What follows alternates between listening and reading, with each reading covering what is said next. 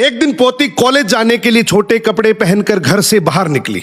दरवाजे पर बैठे दादाजी से रहा नहीं गया। उन्होंने प्यार से पूछा, बिटिया ये तुमने कैसे कपड़े पहन रखे हैं? पोती ने तुरंत जवाब दिया, क्या सारे नियम सिर्फ लड़कियों के लिए ही होते हैं? आप अपने पोतों को तो कभी नहीं टोकते, वे कुछ भी पहने या कितनी भी देर से घर आए, कोई कुछ नहीं कहता। दादाजी मुस्कुराए और बोले, आओ बेटा जरा मेरे पास बैठो। जब पोती उनके पास आकर बैठ गई तो दादाजी ने पूछा, बताओ लोहे को हम कहाँ रखते हैं? पोती बोली, लोहे को तो हम कहीं भी रख देते हैं, उससे क्या फर्क पड़ता है? दादाजी ने फिर पूछा, और सोने को हम कहाँ रखते हैं? पोती बोली, सोने को तो हम तिजोरी या किसी सुरक्षित जगह पर रखते हैं। दादाजी ने मुस्कुराते हुए कहा, बस बेटा यही फर्क है। लोहा अगर बाहर भी पड़ा रहे तो लोग उस पर ज्यादा ध्यान नहीं देते, लेकिन सोना कीमती होता है, इसलिए उसे हमेशा संभाल कर रखा जाता है। उसी तरह बेटियां भी परिवार की सबसे कीमती अमानत होती हैं, इसलिए उनकी चिंता ज्यादा की जाती है, रोकने के लिए नहीं बल्कि उनकी सुरक्षा के लिए।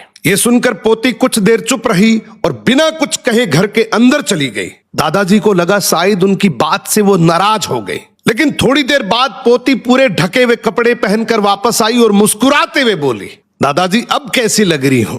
दादाजी ने मुस्कुराकर कहा, अब मेरी पोती सच में परी जैसी लग रही है। निष्कर्ष, जो लोग हमसे सच्चा प्यार करते हैं उनकी रोक टोक का मकसद हमें रोकना नहीं बल्कि हमारी सुरक्षा और भलाई होती है। अगर इस बात से सहमत हो तो कमेंट करके